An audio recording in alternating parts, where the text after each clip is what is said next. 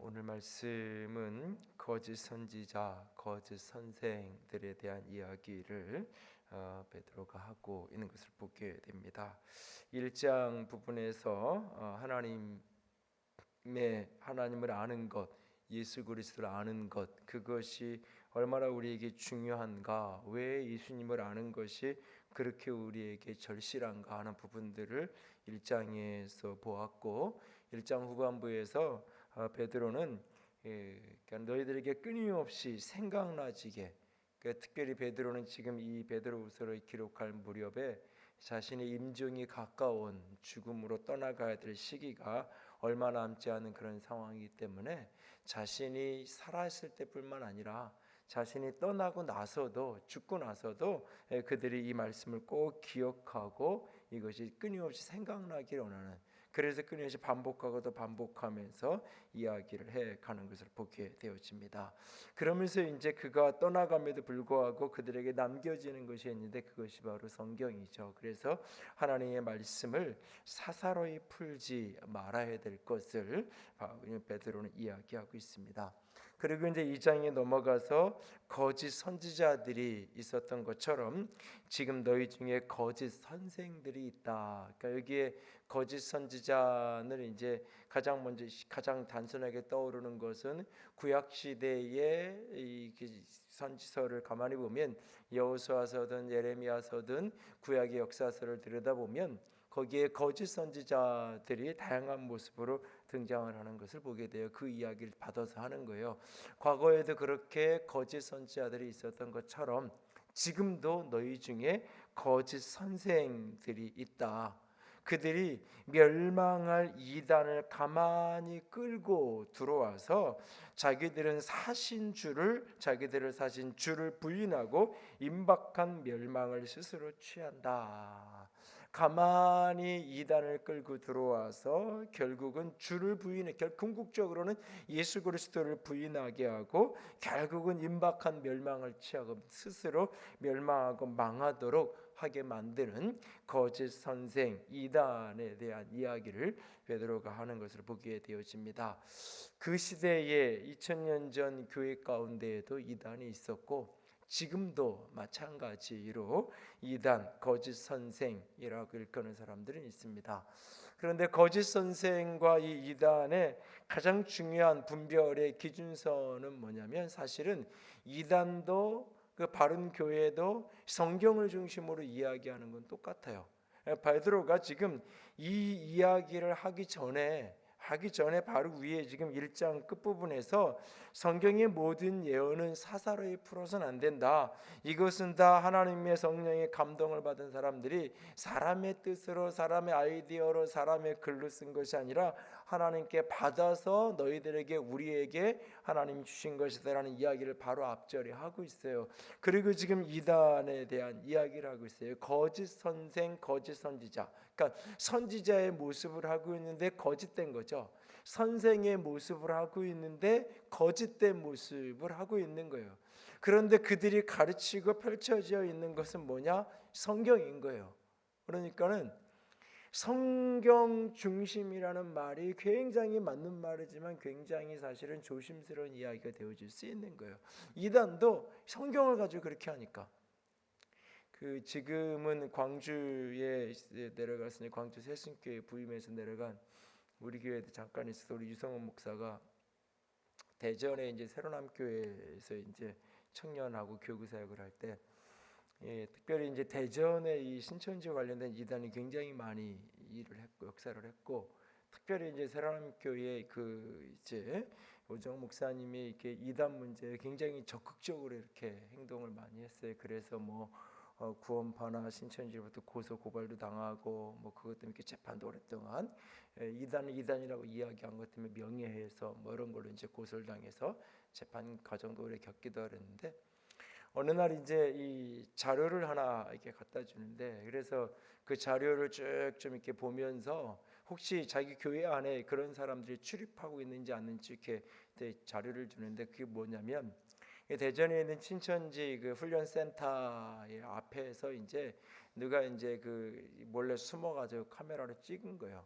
거기에 이제 드나드는 사람들을 카메라로 찍어서 녹화를 한 거예요. 그래서 이제 혹시 그곳에 이제 드나들던 사람들 중에서 우리 교회 본인 교회에도 이제 청년부나 뭐 이렇게 들어와 있는 사람들이 혹시 있는지 그걸 보고 이렇게 한번 이렇게 스크린을 하라고.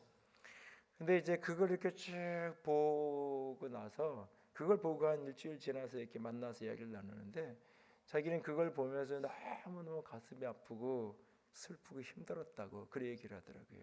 왜 그랬는데 그랬더니 하는 얘기가 그렇게 젊은 청년들이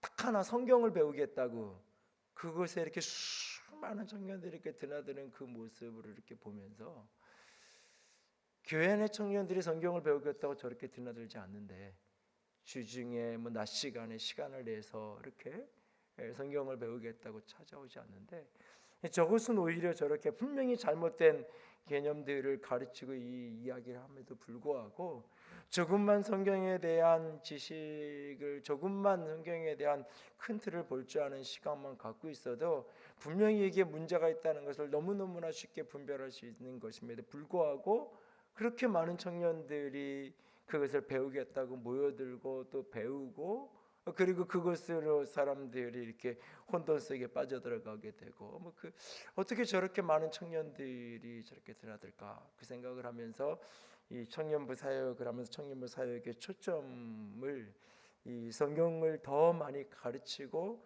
성경 공부를 하는 이게 기존 교회 안에 많은 경우 이게 지금 어떤 이렇게 내적 치유나 이런 것들이 많이 들어오면서 이게 치유와 상담과 이런 것들이 굉장히 많죠. 오히려 성경 자체를 공부하고 나눌 수 있는 모임들을 본인의 이제 사역들 한번 스크린해 보니까는 자꾸 그런 것들을 이렇게 줄여가고 있었던.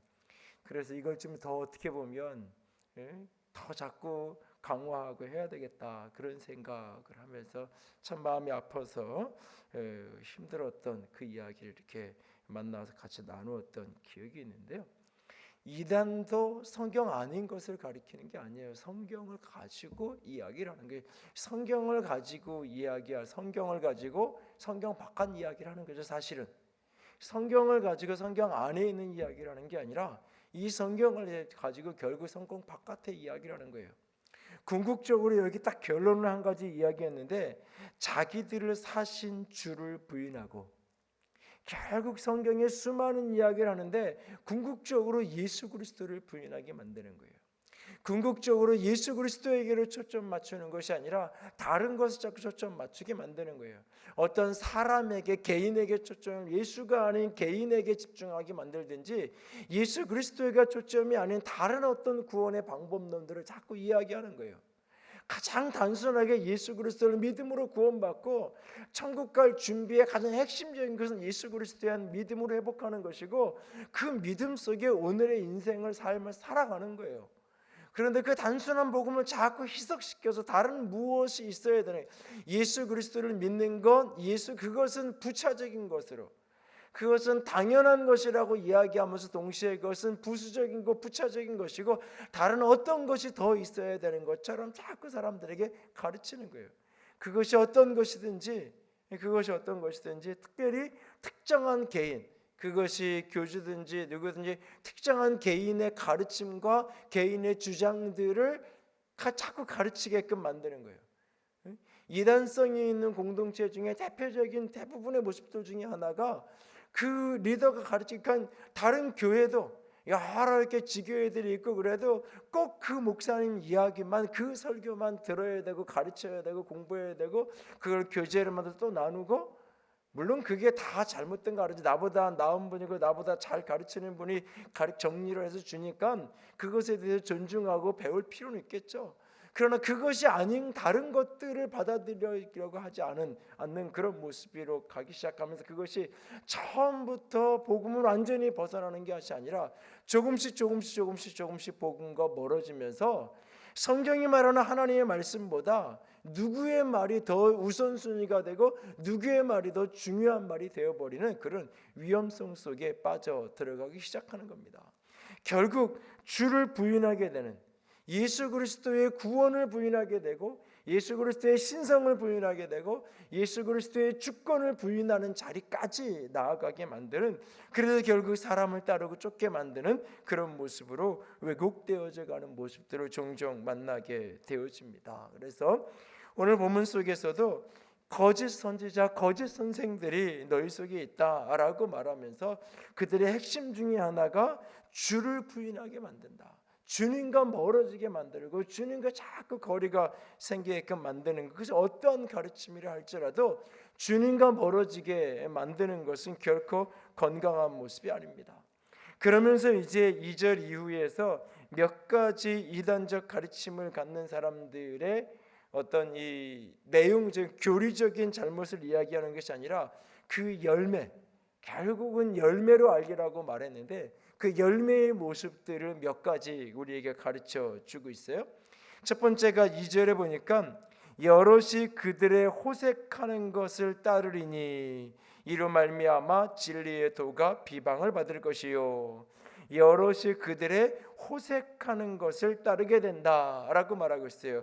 음란한 정욕에 빠져들어가는 것을 이야기하고 있어요. 10절에도 보면 뭐라고 그러냐면 특별히 육체를 따라 더러운 정욕 가운데 행하며, 육체를 따라 더러운 정욕 가운데 행하게 된다라고 말하고 있고, 그리고 또 나가서 13절과 14절 상반절에 보면 불의의 값으로 불의를 당하며 낮에 즐기고 노는 것을 기쁘게 여기는 자들이니 점과 흠이라. 너희와 함께 연애할 때 그들의 속임수로 즐기고 놀고 음심이 가득한 눈을 가지고 범죄하기를 그치지 아니하고. 이단의 요소 속에서 늘 나타나는 것 중에 하나가 이 성적인 타락, 음란의 모습이 그 속에 나타나게 된다는 거예요. 음란이라는 것은 성경은 늘 이중적인 음란의 이야기를 해요. 육체적인 음란에 대한 이야기를 하고 있고 영적인 음란에 대한 이야기를 성경은 동시에 하고 있어요. 그래서 구약성경 선지서들을 쭉 들여다보면 이스라엘 백성들을 향하여서 하나님의 음란한 세대라고 이야기해요. 그 음란한 세대라고 말할 때 그것은 1차적으로 그들의 도덕적인 타락으로 말미암아 육체적인 음란에 빠져 있는 것을 이야기해요. 또한 동시에 그들이 영적으로 두 주인을 섬기고 있는, 영적으로 하나님을 섬기면서 동시에 바알을 섬기는 것처럼 영적으로도 두 마음을 섬기고 있는 그 모습을 그려주고 있어요. 이단의 가장 대표적인 이단에서 나타나는 그 열매가 뭐냐? 결국은 음란 속에 빠져들어가게 만드는 거예요. 육체적으로 음란에 빠져들어가게 만들 뿐만 아니라 영적으로도 결국 두 주인 속에서 혼돈 속에 빠져들어가게 만드는, 두 주인을 섬기며 우상 앞에 결국 따라가게 만드는 그런 어떤 왜곡을 가져다주는 모습이 나타나는 경우가 종종 있어요.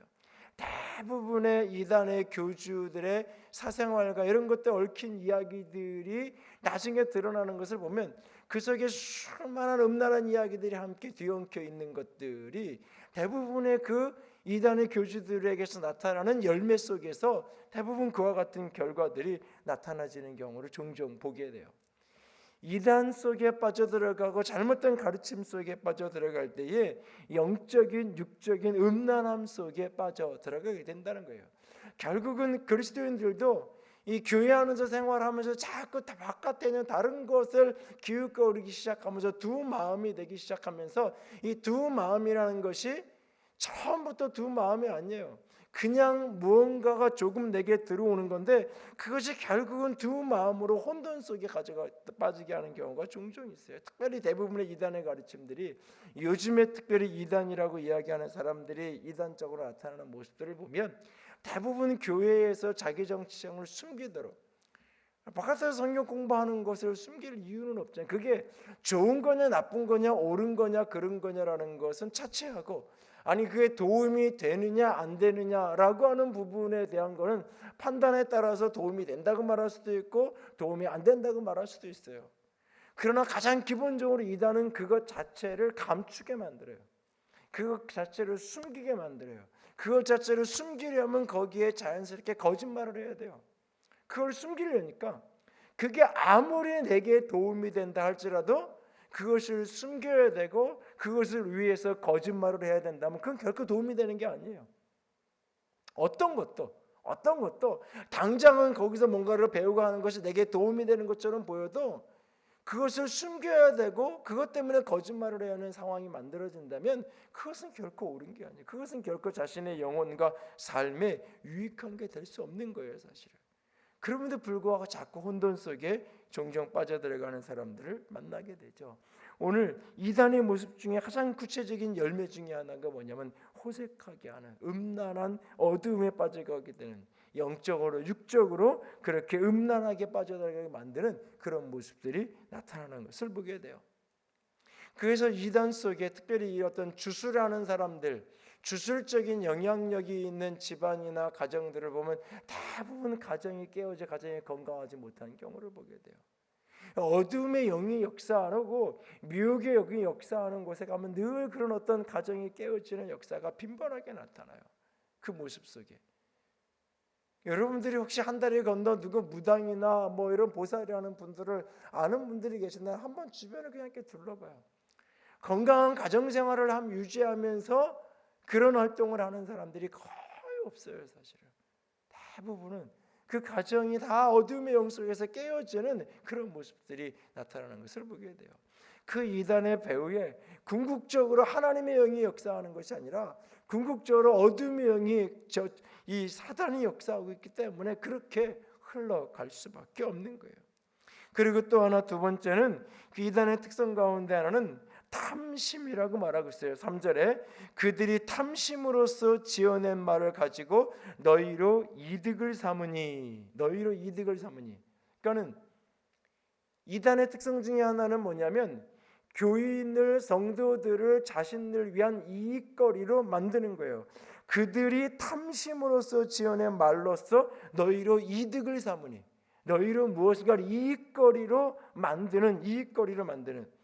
그것을 뒤에 나가면 뭐라고 이야기하냐면 14절, 15절, 14절 하반절에 보면 탐욕으로 연단된 마음을 가진 자들이니 저주의 자식이다. 그러면서 15절에 가면 발람의 예를 들어주고 있죠.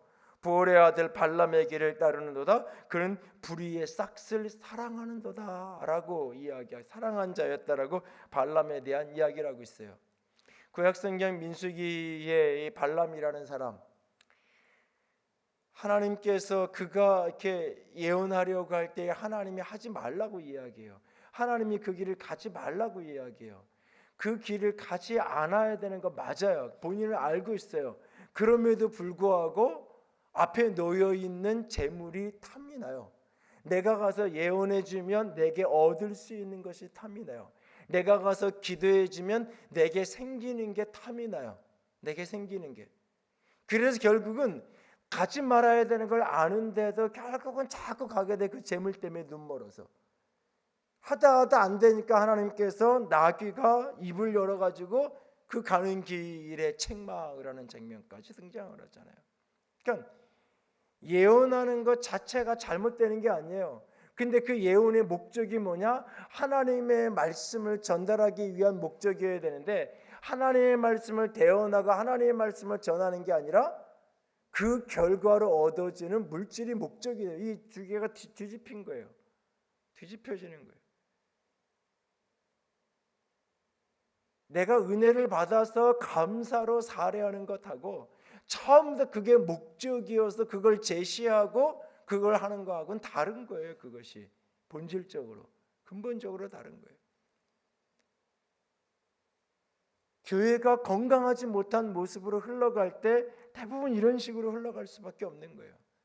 이단뿐만 아니라 교회가 자꾸 위기를 만나는 이유 중에 하나도 성도를 탐욕의 대상으로, 이익의 대상으로 자꾸 삼게끔 만드는 거예요. 제가 한동에서 프레젠트를 하면서 그 온감샘을 세워놓고 10년을 넘게 했던 이유 중에 하나가 몇 가지 이유가 있는데 그 몇 가지 이유 중에 하나가 뭐였냐면 내가 직접 그거를 전체를 모든 거를 관여하면 사람들이 한 사람씩 떨어지고 들어가고 이게 자꾸 돈으로 계산이 돼요. 한 아이가 그만두면 한 달에 30만 원씩 수입이 주는 거잖아요. 한 아이가 새로 들어오면 30만 원씩 수입이 늘어나는 거예요.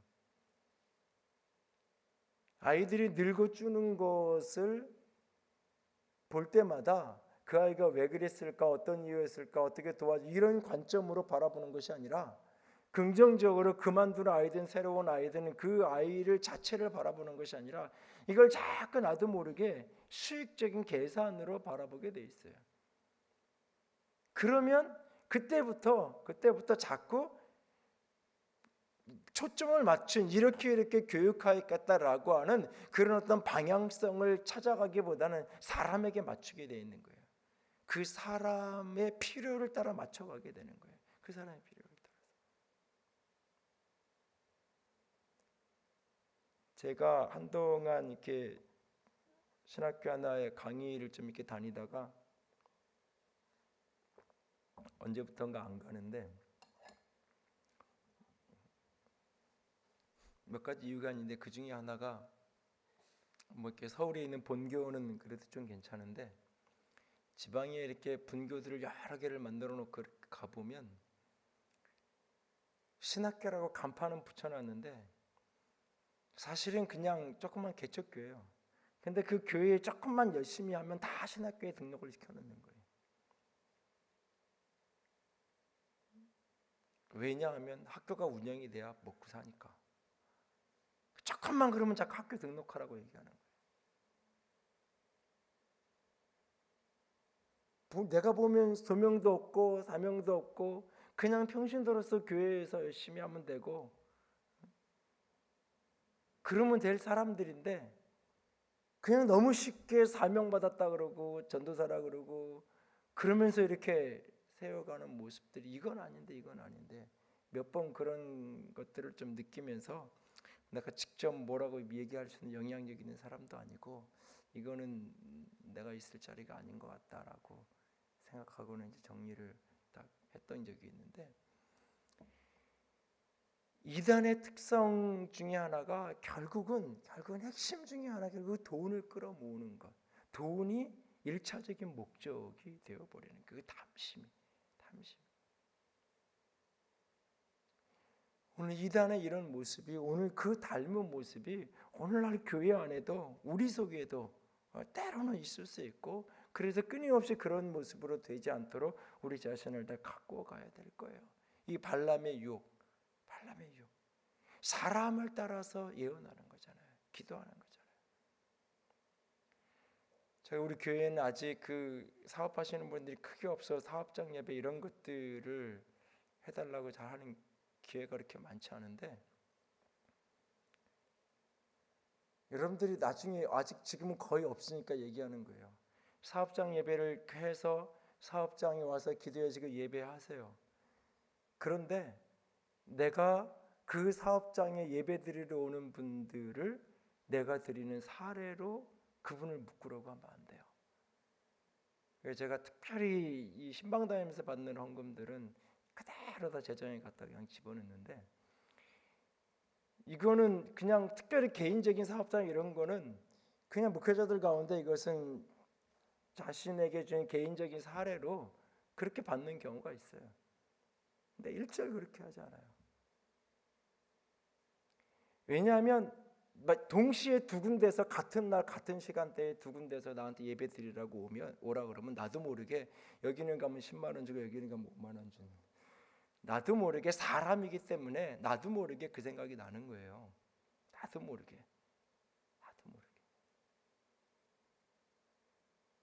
예배 강의를 자주 다니는 제 친구는 사례를 받으면 본인이 뭐 교회에서 어느 정도 생활이 충분하기 때문에 외부에 강의 나와서 사례 받으면 그 사례를 그대로 그 교회 헌금통에다가 나오면서 돌아와서 다시 넣고 나와요. 그런데 그 친구가 그런 얘기는 해요. 그래도 이렇게 얼마를 넣는지 확인을 한다고. 왜 그러는데 얼마 넣는지 보면 이 교회에서 나를 어떻게 여기는지는 알아. 그 교회에서 나를 어느 정도 중요한 사람으로 여기는지는 내가 그걸로 보면 대강 알아. 그런데 그걸로 내가 판단하기 싫어서 그냥 그대로 돌아오는 길에 대부분의 교회 헌금 로비에나 이렇게 헌금함이 있으니까 그냥 따로 감사헌금으로 바꿔가지고 헌금을 하고 돌아오는 친구였는데 자기를 지키기 위한 것 중에 하나예요. 동시에 여기 사역교가 초청이 왔을 때 나도 모르게 그렇게 가고 싶은 거예요. 나도 모르게. 그게 사람이기 때문에 그래요. 사람이기 때문에. 처음부터 그거에 눈멀어서 처음부터 그러는 게 한 번, 두 번, 세 번 하다 보면 나도 모르게 그런데 마음이 가게 되고 시간이 가게 되고 몸이 가게 되는 거예요, 사실. 그런데 이단의 기존 성도들 가운데 목회자들 가운데에서도 저도 그런 유혹 앞에서 나는 안 그럴 거라고 아니요, 나도 그럴 수 있어요. 그래서 늘 스스로를 점검하고 돌아보는 수밖에 없죠. 그런데 이단의 가장 대표적인 특성으로 여기에서 무엇을 이야기하느냐? 거짓 선지자, 거짓 선생, 거짓 선생. 그것은 영혼을 자기 이익의 도구로 보는 거예요. 자기 이익의 도구로. 자, 이익의 도구로. 그래서 앞에 베드로전서 5장에서 베드로가 장로들에게 권면하면서 나도 장로라고, 거기 사실은 베드로전서 5장에서의 장로는 오늘날 교회의 대표인 장로이기보다는 목회자를 더 가리키는 거예요. 나도 같은 목사인데 더러운 이익을 위해서 하지 마라, 이 얘기를 하고 있어요. 이익 때문에 목회하는 사람 되지 마라, 그 이야기를 사도행전 베드로전서 5장에서도 하고 있어요. 목적이 내가 무엇인가를 헌신하고 섬기는 그 목적이 돈이 되지 않기를, 그것이 되지 않아야만 하나님 앞에서 바르게 설 수 있는 거예요. 그런데 그 유혹은 끊임없이 우리 속에 찾아와 칠 수 있어요. 끊임없이. 오늘 이단은 특별히 이런 부분에 더 심하게 역사하고 있다는 사실을 우리는 놓치지 말아야 될 거예요. 이단이 열매로 나타나는 대표적인 특성이 음란한 모습이고 그리고 물질적인 부분에서 탐심으로써 이걸 만들어내는 그런 모습들이 그곳에 나타나고, 그래서 대부분의 이단을 보면 사람들이 공동생활을 하면서 노동력 착취가 일어나고 이런 모습들이 빈번하게 일어나요. 대부분의 지금 신천지에서 그런 보고들이 계속 여기저기서 안에 있다가 빠져나온 사람들 중에 그런 보고들이 나오고, 과거에 구원파였던 유병헌 씨 관련된 권신아주 관련된 교회들 다 그렇게 통일교도 마찬가지고, 그 속에 다 사람들의 노동력을 착취해서 그것으로 최고위층들의 부를 축적해가는 그런 모습들이 그 안에 빈번하게 등장하죠. 그리고 또 하나는 세 번째로 10절에 가서 보면 주관하는 일을 멸시하는 자들에게는 형벌받을 줄 아느니라. 이들은 당돌하고 자긍하며 떨지 않고 영광 있는 자들을 비방하거니와. 또 12절에 가면 그러나 이 사람들은 본래 잡혀 죽기 위하여 난 이성 없는 짐승 같아서 그 알지 못하는 것을 비방하고 그들의 멸망 가운데에서 멸망하며. 그러니까 비방하는, 이단의 가장 대표적인 특성 중에 하나가 비방하는 거예요. 제가 지금 우리가 음향기계 이렇게 선정하는 과정에서 몇 군데 이렇게 집사님들이 그래도 몇 군데 한 3-4군데 정도 이렇게 좀 이렇게 브리핑을 받고 설명을 듣고 그리고서 이렇게 좀 결정을 추천을 받은 데 있지만 그랬으면 좋겠다 그래서 몇 군데를 이렇게 해가지고 제품을 소개를 하라고 그런 적이 있어요. 소개를 하라고 이렇게 이야기를 했을 때 지금도 이제 몇 회사가 있었는데 안 좋은 이미지를 지금까지도 이렇게 기억에 남는 회사가 하나 있는데, 그게 왜 그러냐면 우리 이제 설계도 뭐 이런 거를 이렇게 어떻게 해서 받아가지고 이렇게 보고 와서 이제 이렇게 하겠다 그러고 자기 제품은 어떤 제품이고 이런 것들을 이제 설명을 하면 되잖아요. 그리고 뭐 마지막에 이제 가격 우리 이런 조건들을 이렇게까지 해줄 수 있습니다. 이런 걸 이렇게 얘기를 하면 되잖아요. 근데 이제 우리 교회 이제 이 설계를 이들 교수님이 한 걸 아니까 이제 목동에 그 제일교회 목동 제일교회가 이제 같이 설계를 했으니까 거기를 가서 보고 와가지고.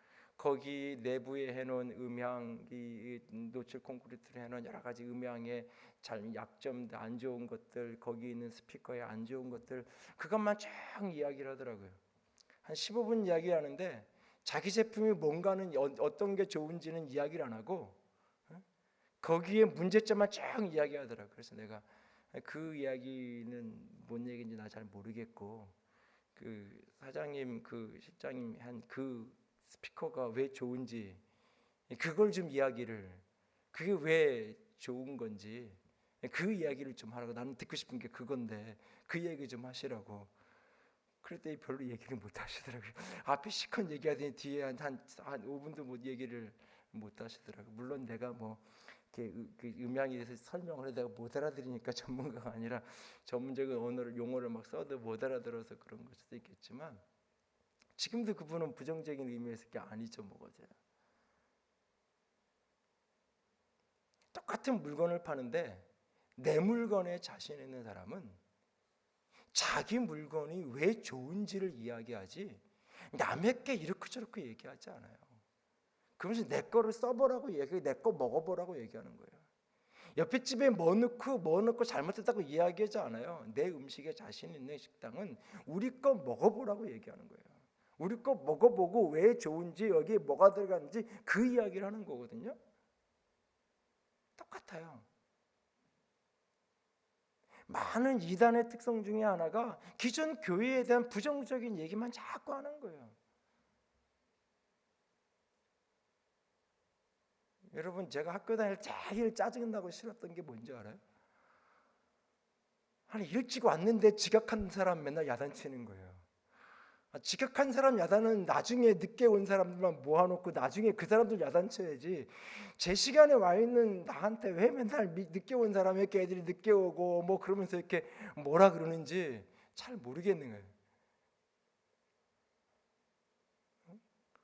기도하려고 열심히 모인 사람들한테 왜 기도에도 안 나오고 뭐 이렇게 야단치면 뭐 하겠어요. 예를 들면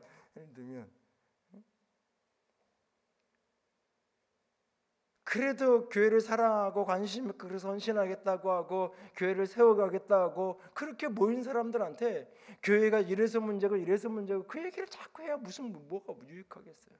어떻게 하면 좋은 교회를 만들어가고 어떻게 하면 하나님 앞에 영광스러운 교회가 될 수 있고 그리스도인으로서 우리가 어떻게 살아야 돼, 그걸 충분히 이야기하면 되는 이야기인 것을. 진짜 그 얘기를 하고 싶으면 잘못된 길을 가고 있는 그 사람 찾아가서 해야죠. 목회자들이 모였을 때 이야기할 수 있고 교회 리더십들이 모여있는 외부 집회 때 얘기할 수 있겠죠. 여러 사람들에게. 이단의 대부분의 이단의 특성 중에 하나가 초기의 기존 교회를 무시하는 거예요. 대부분의 이단이 열의 9은 아니 열의 이단의 이단성 시비가 있는 교회들은 다 그래요.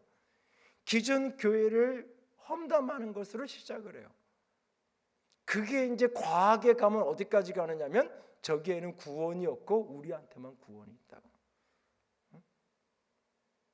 어디는 전도를 열심히 전도 안 하는 교회는 다 말세의 하나님이 쓰시지 않는다고. 그 말이 무슨 얘기? 말세의 하나님을 쓰시지 않는다 이렇게 얘기하면 그 교회에 있으면 큰일 나는 거잖아요. 어떤 자기들이 중요시 여기는 어떤 초점 하나를 이렇게 딱 잡고는 다른 부분들을 자꾸 무시하는, 끊임없이 부정어법으로 접근하는 거예요. 그러니까 똑같이 복음을 이야기하고 성경을 이야기해도 긍정문으로 성경이 말하는 것이 무엇인지, 우리가 어떻게 살아야 되는지, 교회가 무엇인지를 긍정으로 이야기하고 나눠야지, 그걸 자꾸 부정문으로 이야기하면서 비방하고 그렇게 하는 것이 무슨 유익이냐 이거죠. 근데 이단은 그런 식으로 가면서 사람들의 호기심을 자극해요. 사람은 이게요, 돌아서서는 후회하는데 그 있는 동안은 즐거워요. 그 자리에 없는 사람 가지고 씹는 게, 그 자리에 없는 사람 가지고 이렇게 씹는 게 그 순간만은 즐거워요, 사람은. 그리고 상대적으로 내가 굉장히 잘난 사람처럼 여겨져요. 그런 분위기 속에 같이 있으면. 한국 교회가 문제다 자꾸 이야기하면 거꾸로 우리 교회는 전혀 문제 없는 교회처럼 이야기돼요, 사실은. 근데 그게 아니잖아요.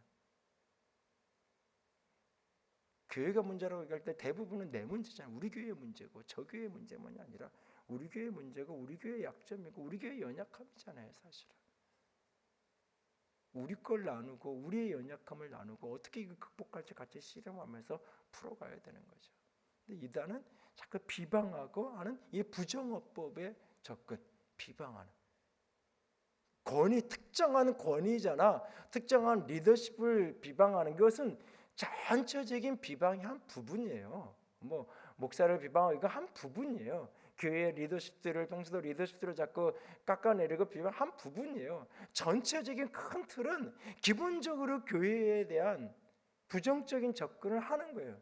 그러다 보니까 때로는 목사가 불만이고 때로는 집사가 불만이고 때로는 이것이 불만이고 자꾸 그런 이야기들이 반복되는 거예요. 결국은 그 속에서 오늘 참된 그리스도의 복음은 세상을 비방하고 때로는 다른 사람을 비방하는 게 아니라 내가 그런 사람이 되는 게 중요한 거예요.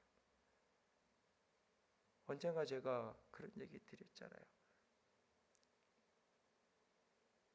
어느 날 문득 보니까 내 나이 앞에도 이제 5자가 들어갈 날이 얼마 안 남았어요.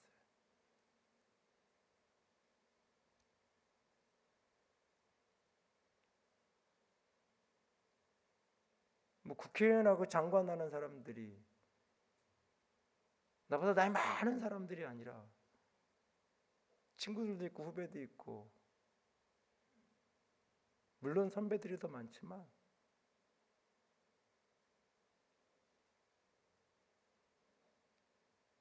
끊임없이 뭐라고만 그랬는데 어느 날 결국은 그게 내가 결국은 이미 그 세대에 가 있더라고요. 이미 결국은 내가 어떻게 사느냐가 다 중요한 거예요. 내가 어떻게 사느냐가 나를 세워가는 게 다 중요해요. 이단의 특성 속에 이렇게 끊임없이 비방하면서 자기를 돌아보고 자기를 세우는 게 아니라 끊임없이 다른 사람을 깎아내림으로 내가 이렇게 올라가려는 그런 모습, 그런 태도를 자꾸 취하는 모습이 나타나는 거예요. 오늘 이단의 외적인 형식적인 세 가지 문제점들, 그 안에 음란한 모습들이 나타나고 그 안에 탐심, 물질적인 문제들이 나타나고 그 안에 결국은 리더십이나 교회와 관련된 부정적인 비방을 하는 기존 교회를 끊임없이 깎아내림으로 뭔가 자신을 세우려고 하는 그와 같은 모습들이 이단의 모습 속에서 거짓 선생의 모습들에서 나타나는 거예요. 오늘 이것을 우리가 뒤집어서 들여다보면 궁극적으로 우리가 또 그렇다고 해서 이단이 진짜 그런가 가서 내가 탐사 보고서 쓸 거라고 그러지 말고 가서 확인해 보겠다 그러지 말고 이걸 우리들 나름으로 적용을 해본다면 건강한 리더십, 거짓 선생의 반대말인 참된 스승, 참된 리더십, 내가 그런 모습으로 설레면 내게서 우리에게서 맺혀져야 되는 열매, 진정 내가 바른 선생이고 바른 리더고 내가 바른 것을 가르치는 리더라면 내게서 나타나야 되는 열매가 뭐냐? 첫 번째는 예수가 드러나야 되는 거고 결국은 내 가르침 속에 교훈 속에 예수가 드러나야 되는 거고 예수가 주인이고 이 교회의 주인은 예수고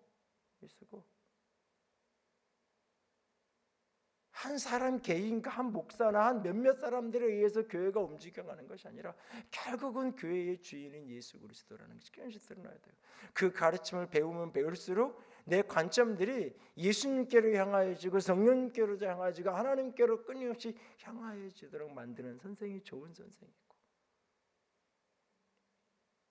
그 가르침 속에서 맺혀지는 열매가 건강한 가정을 세워가기 바랍니다.